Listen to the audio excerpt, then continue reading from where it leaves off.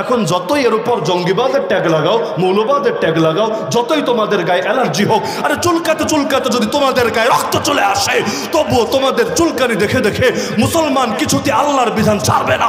জেলে যাওয়া লাগলে জেলে যাবে, ফাঁসির দড়ি চড়া লাগলে ফাঁসির দড়ি নিজের গলায় সাদরে বরণ করে নেবে, কিন্তু গালির ভয়, হামলার ভয়, মামলার ভয় আল্লাহর দ্বীনের একটা বিধানও ছাড়তে পারবে না।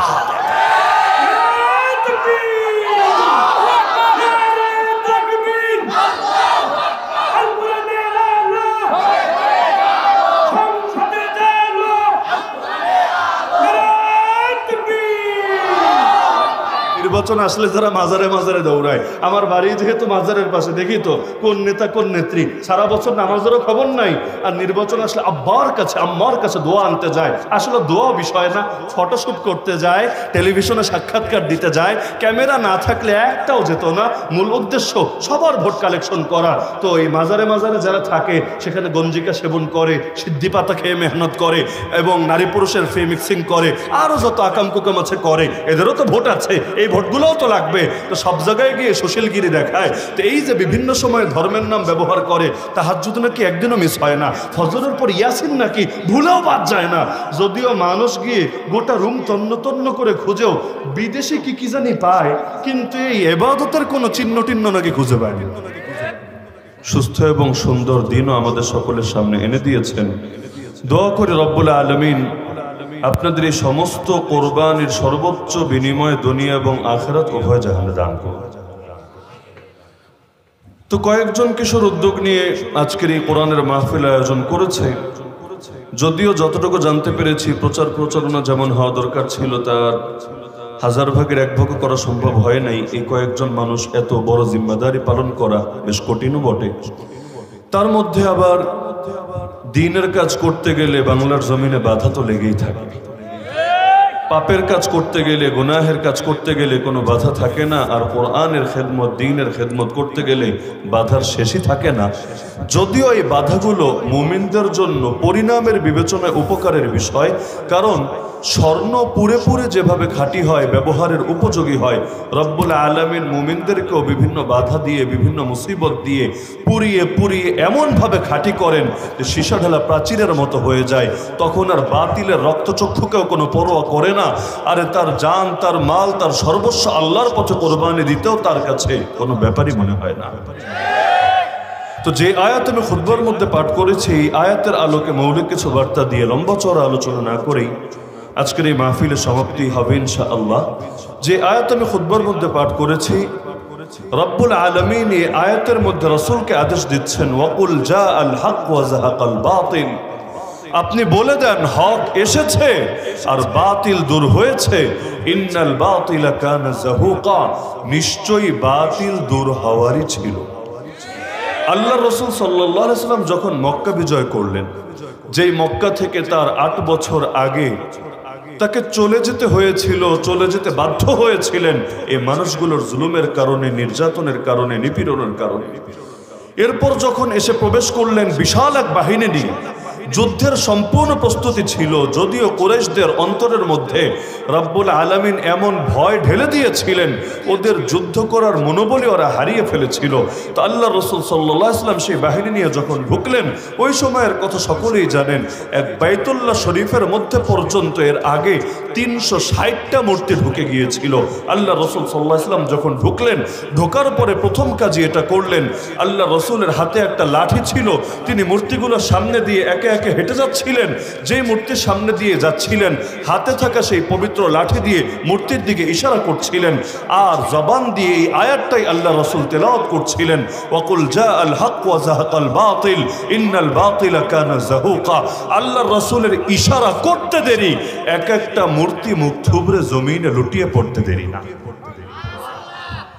যার আঙ্গুলের ইশারায় আসমানের চাঁদি 2 টুকরা হয়ে যায়, তার লাঠির ইশারায় সামনে থাকা এক পাথরের মূর্তি লুটিয়ে পড়বে না, সে আপন জায়গায় স্থির থাকবে। এটা কিভাবেই বা সম্ভব?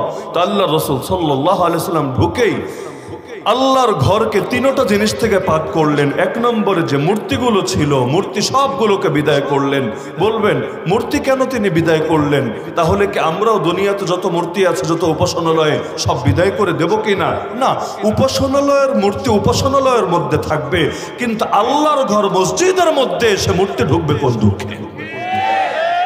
যেই উপাসনালয় বানানো হয়েছে যেই ধর্মের ইবাদতের জন্য, সে তার জায়গায় ইবাদত করুক না, তাকে কে বাধা দিয়েছে? কিন্তু আপনারা যেমন ভারতের দিকেই যদি তাকান, ওই 1450 বছর আগের ইতিহাস লাগবে না, পার্শ্ববর্তী ভারতের দিকেই যদি তাকান, দেখবেন বাবরি মসজিদ নামে কয়েকশো বছর প্রাচীন একটা মসজিদ ছিল। সম্রাট বাবরের জামানায় তার নামের দিকে নিসবত করি যে মসজিদটা, যে আল্লাহর ঘরটা নির্মাণ করা হয়েছিল। কিন্তু এই জালেমরা, এই ফ্যাসিস্টরা, এক ফ্যাসিস্ট তো বিদায় হয়েছে, আরেক ফ্যাসিস্টের কোলে গিয়ে উঠেছে। ওই ফ্যাসিস্টরা এই আল্লাহর ঘরটাকে ভেঙে সেখানে মন্দির বানিয়ে একটা দুটো না, মূর্তি ঢুকিয়ে পুরো মূর্তির ঘরে পরিণত করে দিয়েছে। তো যেই জায়গা মসজিদ, ইসলামের ফতোয়া হলো কিয়ামত পর্যন্ত সেটা মসজিদই থাকবে। পৃথিবীর কোনো বাপের বেটার ক্ষমতা নেই মসজিদকে ভিন্ন কিছুতে পরিণত করতে। যা মসজিদ তা মসজিদই, তার জায়গায় মসজিদ ভেঙে মার্কেটও বানানো যাবে না, মসজিদ ভেঙে ভিন্ন কিছু বানানো যাবে না। জমিন থেকে নিয়ে আসমান, এই পুরো এরিয়াটা কিয়ামত পর্যন্ত আল্লাহর তালিকায় মসজিদ হিসাবে লিপিবদ্ধ থাকবে। তো যদিও আগে ছিল বাবরি মসজিদ, ভেঙে নতুন বিল্ডিং বানিয়ে নাম দিয়েছে রাম মন্দির, কিন্তু রাম মন্দিরই নাম দেখ, কৃষ্ণ মন্দিরই নাম দেখ, হনুমান মন্দিরই নাম দেখ, যেই নাম মনে চাই সেই নাম দেখ, সেটা কি নাম দেওয়ার দ্বারাই মন্দির হয়ে গিয়েছে নাকি মসজিদ মসজিদই আছে? যদি মসজিদ থাকে তাহলে যেদিনে মুসলমানরা শক্তি পাবে, আজ দুর্বল বলে হয়তো কিছু করতে পারছে না।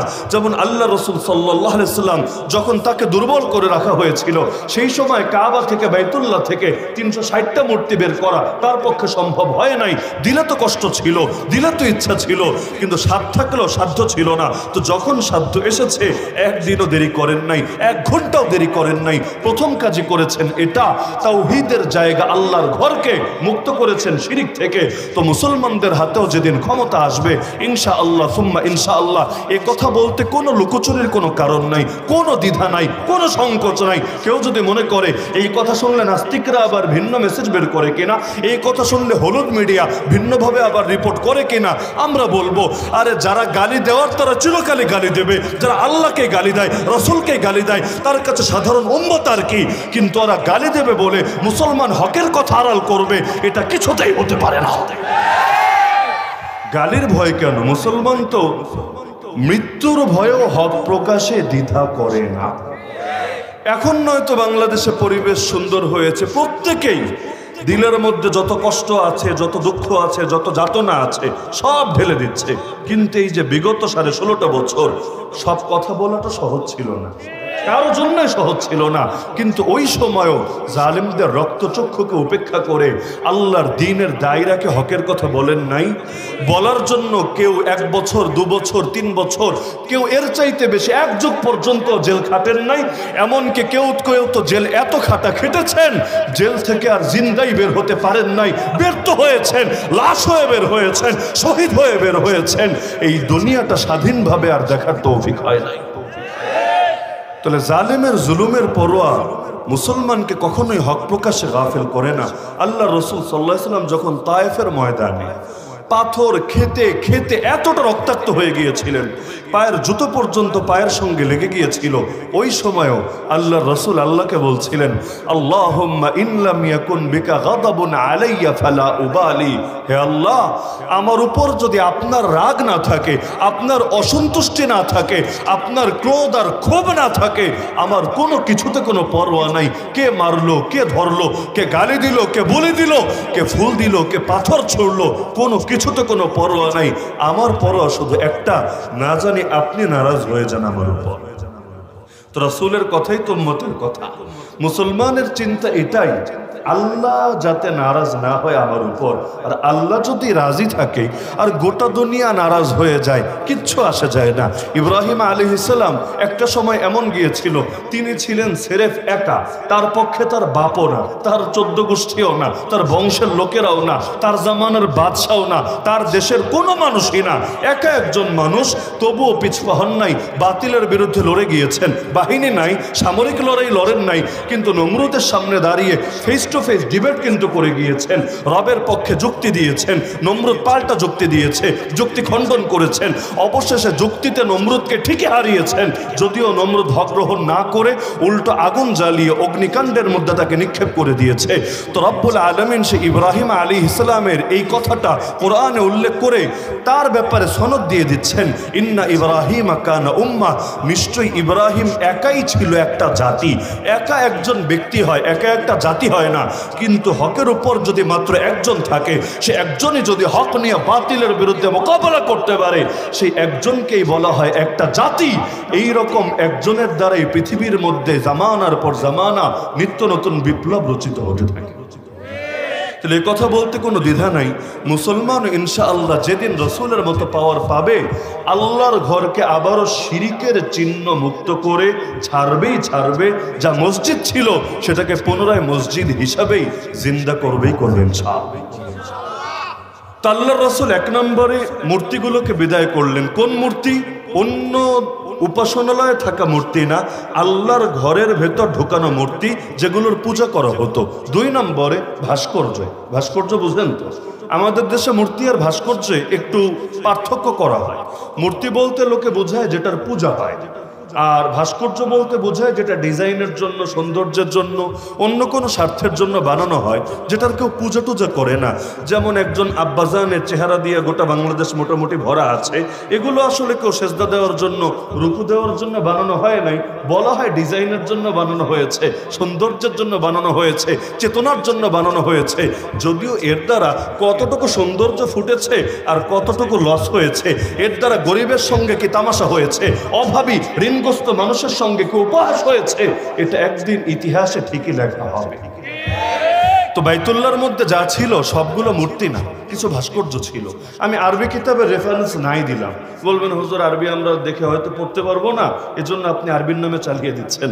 আপনারা ইসলামিক ফাউন্ডেশন থেকে একটা বই আছে, বের হয়েছে অনেক বছর আগে। এখন তো ইসলামিক ফাউন্ডেশন থেকে আব্বাজানের জীবনী ছাড়া তেমন কিছুই পাওয়া যায় না। বাকি আগের সংকলনগুলো কিছু ফটোকপি অথবা পিডিএফ এগুলো খুঁজলে পাবেন।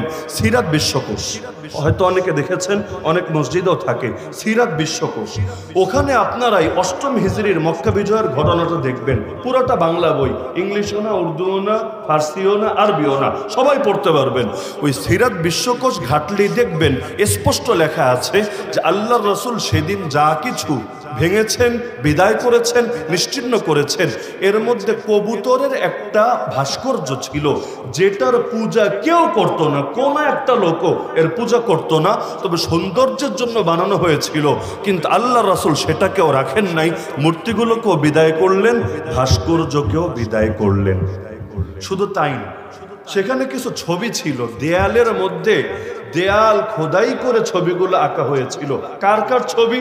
ইতিহাসে এমনও আছে জাতির পিতা ইব্রাহিম আলাইহিস সালামের ছবি, তার পুত্র ইসমাইল আলাইহিস সালামের ছবি, এরকম মহান মনীষীদের ছবি পর্যন্ত দেয়ালের মধ্যে আঁকা হয়েছিল। আল্লাহ রাসূল সাহাবীদেরকে বললেন, তোমরা কিছু দিয়ে প্রলেপ দিয়ে এটাকে ঢেকে দাও, যাতে করে আর বোঝা না যায় নাক কি চোখ কি, মানে এটা দেয়াল তো আর চাইলে ভেঙে গড়িয়ে দেওয়া যাচ্ছে না, কিন্তু প্রলেপ দিয়ে এটাকে আড়াল করে দাও, আবৃত করে দাও। তাহলে 3 জিনিসে রাসূল বিদায় করলেন। 1 নম্বরে মূর্তি, যেগুলোর পূজা হয়। 2 নম্বরে ভাস্কর্য, যেগুলোর পূজা হয় না, তবে এগুলো দিয়ে চেতনা প্রকাশ করা যায় বা সৌন্দর্য বর্ধন করা যায়। আর 3 নম্বর হলো ছবি, এমনকি সেই ছবি তার পিতারই ছবি আর একজন নবীরই ছবি। আল্লাহ রাসূল সেটাকে পর্যন্ত সহ্য করলেন না, সেটাকে পর্যন্ত আড়াল করে দিলেন। এমনকি হাদিসের মধ্যে জানিয়ে দিলেন, যেই ঘরে ছবি থাকবে অথবা কুকুর থাকবে, ওই ঘরে রহমতের ফেরেশতা প্রবেশ করবে না। কোন ফেরেশতা প্রবেশ করবে না, এটা আবার ভুলো না। যদি বলেন কোন ফেরেশতা প্রবেশ করবে না, তাহলে আজরাইল প্রবেশ করবে কিনা? এক বিধর্মী লোকের গল্প আছে, কাসেম নানুতুবি রহমাতুল্লাহ আলাইহি, দারুল দেওবন্দের প্রতিষ্ঠাতা ছিলেন যিনি, 6 জনের অন্যতম। তার কাছে আসলো এক হিন্দু লোক, হাতে একটা কুকুর, মানে কুকুরের রশি, তার হাতে কুকুরটা বাঁধা, এই অবস্থায় নিয়ে এসেছে। এসে কথা প্রসঙ্গে তাকে বলছে যে হুজুর, একটা মজার ব্যাপার কি জানেন, আমি আপনাদের হুজুরদের মুখে একটা গল্প শুনেছি। কি গল্প? যে যেই ঘরে ছবি থাকে, মূর্তি থাকে, ওই ঘরে ফেরেশতা যায় না, আর যেখানে কুত্তা থাকে, কুকুর থাকে, সেখানেও ফেরেশতা যায় না। আর আমার ঘরে, আমি যেহেতু হিন্দু মানুষ, আমার ঘরের মধ্যে মূর্তি তো থাকেই, ছবি তো থাকেই। আর বাইরে যখন বের হই মূর্তি নিয়ে নিয়ে তো আর ঘুরতে পারি না, এজন্য কুত্তা নিয়ে নিয়ে ঘুরি। কিসের জন্য জানেন? যাতে করে ফেরেশতা না আসে আমার কাছে আর আমার জানটাও কবজ করতে না পারে কোনোভাবে। এখন দলিল দিচ্ছে যে আপনাদের হুজুরদের মুখেই শুনেছে, আপনারাই হাদিস বলেছেন যে যেই ঘরে ছবি থাকে, কুকুর থাকে, ওই ঘরে ফেরেশতা যায় না। আমার ঘরে আছে, তার মানে ফেরেশতা আসবে না। না আসলে মরবো কিভাবে আমি? তার মানে আমি অমর হয়ে থাকবো। এখন যদি দেখা যায় আমি মরি, তাহলে বোঝা যাবে আপনাদের ধর্ম ভুল, আপনাদের ধর্মের হাদিস ভুল। আর যদি দেখা যায় আমি বেঁচে আছি, তাহলে তো বেঁচেই থাকলাম। সেই ক্ষেত্রে আর আমার তো টেনশনের কোনো বিষয় থাকলো না। এবার কাসেম নানুতুবি রহমতুল্লাহ আলাইহি তাকে বুঝালেন। সবাইকে দলিল দিয়ে বুঝালেন কাজ হয় না। কিছু মানুষ দলিলের চাইতে যুক্তি ভালো বোঝে, তাদের কাছে দলিলের 2 পয়সাও দাম নাই। বাংলাদেশে নাস্তিক বেঈমান যেগুলো আছে, ওদেরকে আয়াতের পর আয়াত, হাদিসের পর হাদিস শুনিয়ে দেন, কোনো লাভ নাই। তো যুক্তি একটা দিলে যদি কোনো পাল্টা কাউন্টার দিতে না পারে, দেখবেন ঠিকই চুপ হতে বাধ্য হয়েছে। মানে যুক্তি পূজারি ঠিকই হয়েছে, কোরআন সুন্নাহর অনুসরণকারী আর হতে পারে নাই। তো কাসেম নানুতুবি রহমতুল্লাহ আলাইহি তাকে যুক্তি দিয়ে বুঝালেন, আচ্ছা তুমি বলো তো, তোমার এলাকায় কুত্তা মরে নাকি মরে না? বললো হ্যাঁ, কুত্তা তো মরে, অবশ্যই মরে, রাস্তাঘাটেও মরে, এমনিও মরে। কুকুরের মরণ তো কম হয় না, প্রচুর পরিমাণে হয়। তাহলে গরু জন্ম নেয় কয়টা আর কুত্তা জন্ম নেয় কয়টা করে? অথচ দেশটা যেই পরিমাণ কুত্তা জন্ম নেয়, ওই পরিমাণ কুত্তা টিকে থাকলে এতদিনে দেশটা কুত্তান্বিত হয়ে যাওয়ার অবস্থা হতো। তো যেই হারে গরু পাবেন, ওই হারে কুত্তা কিন্তু পাওয়া যায় না। কেন? কারণ জন্মও হয় অনেক, মৃত্যুও হয় অনেক। তো তিনি বললেন কুকুর মরে কে না? বললো হ্যাঁ অবশ্যই মরে। তিনি বললেন কে মারে? বললো ফেরেশতা সেই তো মারে, জান কবজ করে। বললেন জবাব তো সহজ, তার মানে মুমিনদের জান কবজ করে যেই ফেরেশতা, ওরকম ফেরেশতা তোমার কাছে যাবে না। কিন্তু কুত্তার জান কবজ করে যেই ফেরেশতা, ওই ফেরেশতা ঠিকই যাবে, কারণ তোমার সঙ্গে থাকে সর্বদা কুত্তা। তো এই কথা বলার পর তার তো আর বলার কোনো কিছু নাই। তো বলছিলাম যে আল্লাহ রাসূল সাল্লাল্লাহু আলাইহি সাল্লাম 3টা জিনিস দূর করে দিলেন। কেন? হক আর বাতিল কখনো একসঙ্গে মিলেমিশে চলতে পারে না। আলো এবং অন্ধকার, পাক এবং নাপাক যেমন একসঙ্গে মিলেমিশে চলে না। এখন এই যে আলোগুলো জ্বালিয়ে দিলেন, অন্ধকার দূর হয়ে গেল। এই মুহূর্তে যদি জেনারেটর বন্ধ হয়ে যায়, যেমন 1 ঘন্টা আগে বন্ধ হয়ে গিয়েছিল, দেখবেন মুহূর্তের মধ্যে অন্ধকার চলে এসেছে। দাওয়াত দেওয়া লাগে নাই, হেলিকপ্টারও ভাড়া করা লাগে নাই, ইনভাইটও করা লাগে নাই, কিচ্ছু না, এমনি চলে এসেছে। আলো জ্বালিয়ে দেন, ওকে পিটিয়ে বিদায় করতে হবে না, সিগন্যাল দিতে হবে না, বাঁশি দিতে হবে না। যেই মাত্র আলো জ্বলে যাবে, অন্ধকার এমনি বিদায় হবে। আরবিতে বলে ইস্তিমাউ দিদ্দাইনি মুহাল, 2 বিপরীত জিনিস একসঙ্গে একত্রিত হওয়া অসম্ভব, হয়তো এটা না হলে ওটা। যেমন একটা শব্দ বাংলাদেশে খুব চলে, নিরপেক্ষতা। এটাকে ধর্মের সঙ্গে লাগিয়ে বলে ধর্ম নিরপেক্ষতা। এটাকে কেন্দ্র করে আবার একটা মতবাদও গড়ে উঠেছে, ধর্ম নিরপেক্ষতাবাদ। শোনেন নাই জীবনে? শোনেন নাই জীবনে? এটা হলো সেকুলারিজমের বাংলা অনুবাদ করা। ইংলিশে সেকুলারিজম, বাংলায় বলে ধর্ম নিরপেক্ষতাবাদ। যেই বলদে অনুবাদ করেছে, ও না বাংলা পারে না ইংলিশ পারে। কারণ আমি চ্যালেঞ্জ করে বলতে পারবো, সেকুলারিজম শব্দের যথার্থ অনুবাদ ধর্মনিরপেক্ষতাবাদ হয় না। ওই অনুবাদকের মাথায় একটু লুজ কানেকশন ছিল, এজন্য তার আবেগ কাজ করেছে, বিবেক ঠিকভাবে কাজ করে নাই, বলার সময় একটা বলে দিয়েছে। তো সঠিক অনুবাদ বাদ দেন। এই যে ধর্মনিরপেক্ষতাবাদ বলতে কি বোঝায় জানেন? যে আমরা রাজনীতি, অর্থনীতি, বিচার আচার, আইন কানুন, শিক্ষা দীক্ষা, সভ্যতা, সংস্কৃতি আরো ইত্যাদি ইত্যাদি ইত্যাদি ক্ষেত্রে কোনো ধর্মকে টানবো না, না ইসলাম ধর্ম, না হিন্দু ধর্ম, না খ্রিস্ট ধর্ম, না বৌদ্ধ ধর্ম। তাহলে চালাবো কিভাবে?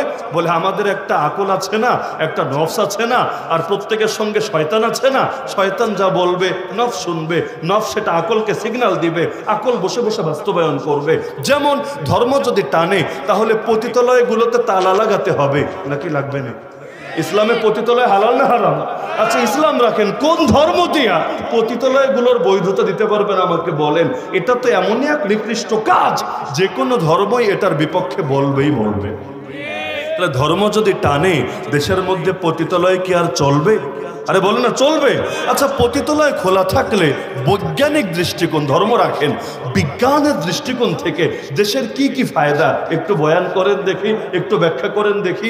এমনকি অর্থনৈতিকভাবে কি ফায়দা যদি দেখায় না হুজুর প্রতি রাত্রি কিছু ইনকাম টিনকাম হয় তো, আবার এখানে মদ জুয়া চলে, এগুলো থেকেও কিছু টাকা পয়সা আসে তো। হ্যাঁ আসে সত্য, তো যেই পরিমাণ আসে তার চাইতে বেশি যায়, মানে কিছু পয়সা আসে কিন্তু নৈতিকতা এবং চারিত্রিক কলঙ্ক এর চাইতে 1000 গুণ বেশি ঘটে। তো লাভ যদি হয় 1%, লস যদি হয় 10%, ওই লাভ দিয়ে মানুষ করবেটা কি? তাহলে পতিতালয় কোনো দৃষ্টিকোণ থেকে উপকারী না। খুলে রেখেছে কেন? কারণ ধর্মকে তো আগেই সাইড করেছে। ইসলাম থাকবে মসজিদে মাদ্রাসায়, হিন্দু ধর্ম থাকবে পূজা মণ্ডপে আর তার ধর্মীয় উপাসনালয় ইত্যাদি ইত্যাদি, সব থাকবে সব জায়গায়। আর বাকি যেটা আছে এটা চলবে আমাদের দিয়ে। আমাদের মানে কি? ওদের নফস, ওদের শয়তান, ওদের আকল আর পশ্চিমা বিশ্বে যত শয়তানি চলে এগুলো দিয়ে। এখন ধর্মের আলোকে যদিও ক্ষতিকর, সামাজিক দৃষ্টিকোণ থেকে ক্ষতিকর, বিজ্ঞানের দৃষ্টিকোণ থেকে ক্ষতিকর, সব দৃষ্টিকোণ থেকে ক্ষতিকর, তারপরও পতিতালয়ে চলবে, দলিল দিবে। আপনি যদি ফতোয়া শোনান কোরআনের আলোকে হারাম, হাদিসের আলোকে হারাম, বলবে সব জায়গায় ধর্ম টানতে বলেছে কে? বলে নাকি বলেন? সব জায়গায় ধর্ম টানতে বলেছে কে? তার মানে ধর্ম কিছু জায়গায় টানা যাবে, কিছু জায়গায় টানা যাবে না। তো যে জায়গায় ধর্ম টানলাম মানে সেখানে আল্লাহ এবং তার রসুলকে টানলাম, যে জায়গায় ধর্ম টানলাম না তার মানে সেখানে নফস আর শয়তানরে টানলাম। মাঝামাঝি তো কিছু হয় না। আরে নিরপেক্ষতা আবার কি জিনিস? হয়তো পুরুষ নয়তো মহিলা, নিরপেক্ষ আবার কি? বুঝেন নাই? নিরপেক্ষ মানে কি? যে এটাও না ওটাও না, এটাও না ওটাও না, তাহলে এটা আবার কোন হালুয়া? হয়তো তুমি হকের পক্ষে, না হলে তুমি বাতিলের পক্ষে। হকেরও পক্ষে না, বাতিলেরও পক্ষে না, এটাকেই তো বলা যায় নিরপেক্ষ। আসলে এই নিরপেক্ষ শব্দটা একটা ভণ্ডামি ছাড়া কিছু না। যে হকের পক্ষে না সেই বাতিলের পক্ষে, এজন্য যে মুমিন না ওই কাফের। এখন যদি মুনাফিক হয়, মুনাফিক মানে উপরে উপরে কালেমা তো পড়ে, ভিতরে ভিতরে কুফর লালন করে, ও আসলে মুমিন না, ও আসলে নিকৃষ্ট কাফেরই বটে। নিরপেক্ষ হতে পারে না মানুষ। নিরপেক্ষ শব্দটাই নিরপেক্ষ না। যে নিজেকে নিরপেক্ষ দাবি করবে ও মূলত শয়তানেরই পক্ষে, তবে বলার সৎসাহস রাখে না। যদি বলে আমরা অ্যান্টি ইসলামিস্ট, আমরা ইসলামের বিরোধী পক্ষ, তাহলে জানে পাবলিক পিঠের চামড়া আর বাকি রাখবে না।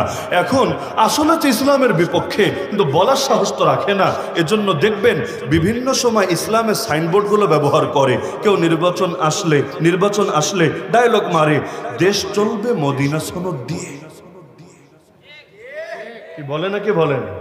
শুনতে তো কি মজা লাগে। মক্কা মদিনা মুসলমানদের আবেগের জায়গা। অনেকে আছে জীবনে কখনো যেতেও পারে নাই, তবুও মক্কা মদিনা নামগুলো শুনলে আবেগ ধরে রাখতে পারে না। তো যদি শুনে দেশ চলবে মদিনা সনদ দিয়ে, দিল্লির সনদ দিয়ে না, ওয়াশিংটনের সনদ দিয়ে না, মস্কোর সনদ দিয়ে না, বেইজিংয়ের সনদ দিয়ে না, কার না ভালো লাগে?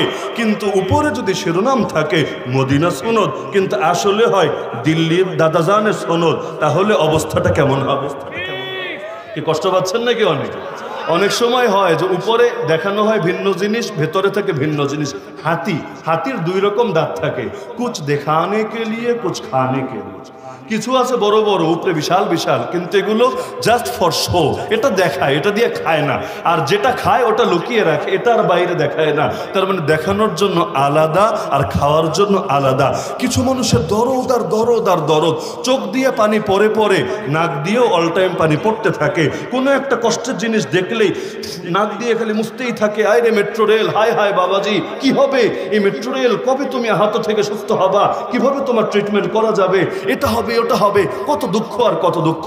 এমনকি বলতে থাকে স্বজন হারানোর বেদনা আমাদের চাইতে আর কে ভালো বোঝে। কিন্তু আমরা যখন কারাগারে পড়ে থাকি, আমাদের স্বজনদের চোখ থেকেও যে পানি ঝরে, আমাদের স্বজনরাও যে শোক সইতে না পেরে অনেক সময় মৃত্যুর কোলে পর্যন্ত ঢলে পড়ে। যাদেরকে ক্রস ফায়ার দিয়েছে, যাদেরকে আয়না ঘরে ভরে রেখেছে, যাদেরকে গুম করে রেখেছে, এদেরও যে স্বজন আছে, এগুলোই শয়তানদেরকে গিয়ে কে বোঝাবে? তাহলে অনেক সময় উপরে সুন্দর সুন্দর ব্যানার থাকে, কিন্তু ভিতরে পুরাই পচা দুর্গন্ধযুক্ত জিনিস থাকে। আমার নবী বলেছেন আরো 1450 বছর আগে, কেয়ামতের আগে মানুষ কুকর্ম ঠিকই করবে, নামটা খালি চেঞ্জ করে দেবে। নবী বলেন ইউসাম্মুনাহা বিগাইরি ইসমিহা, মদ খাবে তবে মদ বলে খাবে না, মদকে ভিন্ন নামে ডাকবে। কি নাম? এই যুগে বলে না ছেলেটা মদখোর, শুনলেই তো খারাপ লাগে। ছেলেটা একটু ড্রিঙ্কস করে, শুনলে মজাই তো লাগে। আর ও একটা সুদখোর, শুনলে কেমন লাগে? হালকা পাতলা ইন্টারেস্টের সাথে জড়িত আছে, শুনলে তো ভালোই লাগে। আরে ও হলো বেশ্যার সাথে ঘোরে, পতিতার সাথে ঘোরে, ও হলো জিনায় লিপ্ত আছে, শুনলে তো পুরাই একটা খারাপ খারাপ ফিল হতে থাকে। যদি বলে না ছেলেটা ভালো তবে একটু জাস্ট ফ্রেন্ড, গার্লফ্রেন্ড, এই ফ্রেন্ড সেই ফ্রেন্ড আছে, তাহলে একটু স্মার্টনেস উঠে আসতে থাকে শব্দের মাঝে। তো নবী ভবিষ্যৎবাণী করেছেন কিয়ামতের আগে অবস্থা এমন হবে, আকাম ঠিকই চলবে, শিরোনামটা চেঞ্জ হবে। এই যুগে দেখেন না নবীকে গালি দেয় একদল লোক, আরে দেয় নাকি দেয় না? দেয় নাকি দেয় না? নাম দিয়েছে বাক স্বাধীনতা, কথার স্বাধীনতা। আরে এটা আবার কেমন কথার স্বাধীনতা যে তোর মুখের কোনো লাগামই থাকবে না? তোর সামনে কেউ যদি তোর মাকে গালি দেয়, তুই কি সেটাকে কথার স্বাধীনতা বলে মেনে নিবি? কেউ যদি তোর সামনে তোর নেতা নেত্রীকে গালি দেয়, তুই কি সেটাকে কথার স্বাধীনতা বলে মেনে নিবি? তো যা নিজের ব্যাপারে মানিস না, আল্লাহ এবং তার রসুলের ব্যাপারে তা মানাতে আসিস কোন দুঃখে? এমন কি যুক্তি তো হওয়া দরকার যে পেলে সবাই পাক, না পেলে কেউ পাবে না। তোর মুখে যদি কোনো লাগাম নাই থাকে, আর এটাই যদি স্বাধীনতার দাবি হয়ে থাকে, তাহলে আর একজনের হাতে লাগাম থাকবে কোন দুঃখে? তোর মুখের স্বাধীনতার যদি দাবি হয় আল্লাহ নবীকে গালিগালাজ করা, মুসলমানের হাতেরও স্বাধীনতা হওয়া উচিত। তোর মতো শয়তানকে জাহান্নামের চৌরাস্তায় পৌঁছে দিয়ে আসে।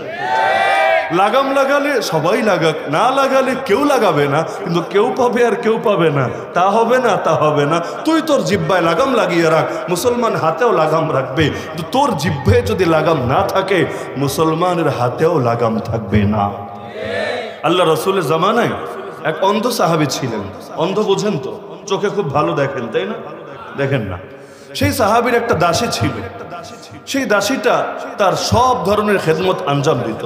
তো এটা তো আপনারা ভালোই বোঝেন, কেউ যদি অন্ধ হয় স্বাভাবিকভাবে সে পরনির্ভরশীল থাকবে, তার কাজগুলো সে করতে পারবে না, অন্যের উপর মুখাপেক্ষী হতে হবে। তো সেই দাসীটাই তার সব কাজ করে দিত, এবং তিনিও সেই দাসীটাকে অত্যন্ত মহব্বত করতেন। সেই দাসীটাকে আল্লাহ একটা যোগ্যতা দিয়েছিলেন, সেই যোগ্যতা হলো কাব্য প্রতিভা, সাহিত্যের যোগ্যতা।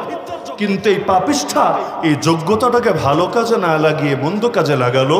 সে আল্লাহ নবীকে কবিতা দিয়ে দিয়ে বিভিন্নভাবে কটূক্তি করতে শুরু করলো। এক পর্যায়ে তার মনিবের কানেও এটা আসলো যে তার অধীনে থাকা দাসী আল্লাহ নবীর শানে বেয়াদবি করে, কবিতা বলে বলে নবীকে ব্যঙ্গ করে, বিদ্রুপ করে, কটূক্তি করে, ক্রিটিসাইজ করে। সে সতর্ক করে দিল, খবরদার দাসী, আল্লাহ নবীর ব্যাপারে আমি কিন্তু কোনো আপোষ করব না। তো তোর যদি কটূক্তি করতে মনে চায় আমারে কর, কিন্তু আল্লাহ নবীরে কটূক্তি করলে আমি কিন্তু তোরে ছেড়ে দেব। ভেবেছে মনিব তো আমারে জান প্রাণ দিয়ে মহব্বত করে, আর নারীর প্রতি মহব্বত তো একটু বেশিই থাকবে, স্বাভাবিকই বটে। সে ভেবেছে কি আর বলবে, হয়তো ধমক দিবে, না হলে ধরে একটু পিটাবে, মারবে, এর চাইতে আর বেশি কি হবে। কিন্তু কটূক্তি করলে মুশরিকদের নেক নজর পাওয়া যাবে, টাকা পয়সার বান্ডিল পাওয়া যাবে। বাংলাদেশে অনেক নাস্তিকতা করে, এ কারণে না যে নাস্তিকতাই ওদের আদর্শ, বরং এ কারণে ওরা বিভিন্ন কাফের দেশে দৃষ্টি আকর্ষণ করতে চায়। ওরা মুসলমানদের উস্কানি দিয়ে খেপিয়ে দিতে চায়, যাতে মুসলমান ওদের উপর ক্ষিপ্ত হয়, একটু মাইটেড দেয় বা গালিটালি দেয়, পরে এগুলো দেখাবে, দেখো বাবাজিরা আমি বাকস্বাধীনতা পাচ্ছি না এই দেশে, গণতান্ত্রিক অধিকার পাচ্ছি না এই দেশে, আমার অধিকার প্রয়োজন, আমি অ্যাসাইলাম চাই, তোমাদের দেশে আমাকে থাকতে দাও, আমাকে যাওয়ার ব্যবস্থা করে দাও। তারাও চিন্তা করবে, আরে ছেলেটা বাকস্বাধীনতার চর্চা করছে, কিন্তু এই মৌলবাদীগুলো, এই জঙ্গিবাদীগুলো তাকে স্বাধীনভাবে কথা বলতে দিচ্ছে না। ঠিক আছে, তুই আমার দেশে চলে আয়। এখন কাফের দেশে যাবে, 5 বছর কষ্ট করে থাকবে, এরপর গ্রিন কার্ড একটা পাবে, যেটা ওদের কাছে জান্নাতের টিকিটের চাইতেও বেশি দামি ওদের কাছে মনে হয়ে থাকে। তো অনেকে আছে এমন যারা বাস্তবে আদর্শ হিসাবে ওটাকে গ্রহণ করে নাই, কিন্তু ধান্দাবাজির জন্য একদলকে রাজে খুশি করার জন্য এই কাজগুলো করে। এজন্য দেখবেন অনেকের সুর চেঞ্জ হয়ে যায়। 5 বছর এক দলের পক্ষে এত বলা বলে চাপতে জিব্বার চামড়া পর্যন্ত তুলে ফেলে, খালি কোন রকম ক্ষমতা চেঞ্জ হতে দেরি, আল্লাহর বান্দার সুর চেঞ্জ হতে দেরি না।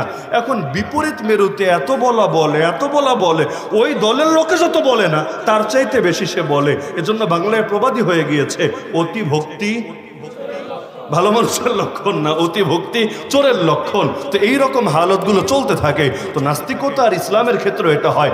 আল্লাহ নবী মক্কায় 13টা বছর দাওয়াত দিলেন, 1000টা লোক কালেমা পড়লো না। অপরদিকে নবী যখন মদিনায় গেলেন, পাওয়ার নবীর হাতে, রাষ্ট্র ক্ষমতা নবীর হাতে, বাহিনী আল্লাহ নবীর অধীনে, সবই নবীজির অধীনে। তখন মুসলমান এত হওয়া শুরু করলো যে অনেকে আসলে কাফের, তবুও কালেমার ঘোষণা দিতে শুরু করলো, যেগুলোকে মুনাফিক বলা হয়। মানে সাহাবী না, মুসলমানই না, তারপরও কালেমা পড়ছে কেন? কারণ দেখেছে এই পরিচয়টা দিলেই সুবিধা, এই পরিচয়টা দিলেই ধান্দা। কিন্তু মক্কার জামানায় আরে 1000 লোকরে কালেমা পড়ানো যাচ্ছে না, আর এখন মুনাফিকি হয়ে যাচ্ছে এত বেশি। উহুদের যুদ্ধে আল্লাহ নবী বের হলেন, 300 জন রাস্তা থেকে ফেরত আসলো। এই 300 জনের প্রত্যেকটা ছিল মুনাফিক। তো 1000-এর মধ্যে 300 জন যদি মুনাফিকই থাকে, 30%, সংখ্যাটা কিন্তু একেবারে কম না। তাহলে সুখের দিনে লোকের অভাব থাকে না, দুঃখের দিনে লোক খুঁজে পাওয়া যায় না, অথচ বিপদেই বন্ধুর পরিচয় পাওয়া যায়। ইসলামের দুর্দিনেই খাঁটি ইসলাম প্রেমিক কারা, এটার পরিচয় পাওয়া যায়। তো যে প্রসঙ্গে বলছিলাম যে আল্লাহ রসুল সাল্লাল্লাহু আলাইহি ওয়াসাল্লামের জামানায় সেই অন্ধ সাহাবী যখন দেখলেন কোনোভাবেই সে থামে না, গালিগালাজ চালিয়ে যাচ্ছে, একদিন তিনি কঠোর সিদ্ধান্ত নিয়ে বসলেন। দিন শেষ, রাত আসলো, তিনি ঘরে এসে বাসায় প্রবেশ করলেন। ঘরে এসে বাসায় প্রবেশ করার পরে দাসীটা ঘুমাচ্ছিল, ছুরি একটা হাতে নিলেন, দাসীর কাছে গেলেন, এরপর আল্লাহর নাম নিয়ে কাজ যা করার তা করে ফেললেন। বিছানা রক্তে ভেসে গেল এবং তিনিও সেখানে রাত কাটিয়ে দিলেন। সকালে আল্লাহ নবীর দরবারে বিচার উঠলো, কারণ আল্লাহ নবী নিজেই ছিলেন রাষ্ট্রপ্রধান, নিজেই ছিলেন বিচারক। কারণ নবীর চাইতে উত্তম বিচারক কে হবে, নবীর চাইতে উত্তম শাসক কে হবে? তা আল্লাহ নবী সাল্লাল্লাহু আলাইহি ওয়াসাল্লামের সামনে বিচার আসলো যে মদিনার মধ্যে একজন দাসী নিহত হয়েছে। তো নবী এবার যাচাই বাছাই করা শুরু করলেন, খোঁজ খবর নেওয়া শুরু করলেন যে এই খুনটা কে করেছে, এই হত্যাকাণ্ড কে ঘটিয়েছে। তো অন্ধ সাহাবী নিজেই এসে এবার হাজির হলেন, পেছন থেকে দাঁড়িয়ে সামনের দিকে আসতে লাগলেন, এসে বললেন, ইয়া রাসূলুল্লাহ, সব অপরাধ আমার কাঁধে, আমি নিয়ে নিচ্ছি। আমি নিজে স্বেচ্ছাপ্রণোদিত হয়ে তাকে হত্যা করেছি। কিসের জন্য? কারণ সে আপনাকে গালিগালাজ করত, আমি এটা সইতে পারি নাই, এজন্য আমি তাকে বিদায় করে দিয়েছি। এখন আপনি যদি আমাকে মৃত্যুদণ্ড দেন, আমার কোনো আপত্তি নাই, কোনো আফসোস নাই। আপনার ইজ্জত বাঁচানোর জন্য আমার 1 জান কেন 100 জান কোরবান করতেও কোনো দ্বিধা নাই। তো তিনি মানসিক